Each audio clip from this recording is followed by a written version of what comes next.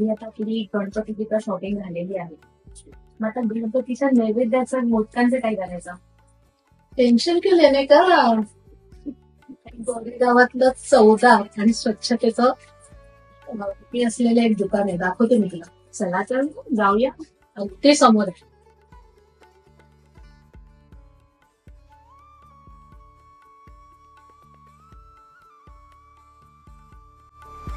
मोदकांचं tension घालवायचं ते हेच दुकान. विद्या, ही माझी सून प्राजक्ता. नमस्कार.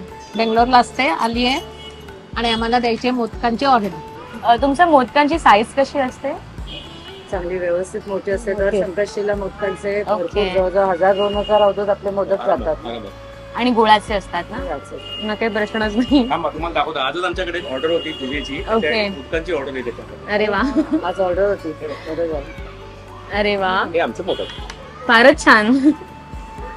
टेस्टला मिळेल का? येस येस, घे ना. मी खाल्लेले, आता तू खाऊन बघ. वा वा वा, आतलं हे खूप छान आहे. बनवलेत पण खूप छान.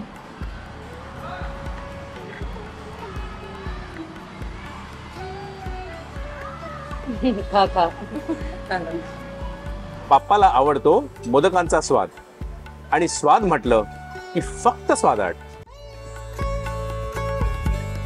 गणेशोत्सवासाठी उकडीचे मोदक हवे असतील तर आजच आपली ऑर्डर स्वादाटकडे नोंदवा. गणपती बाप्पा मोरया.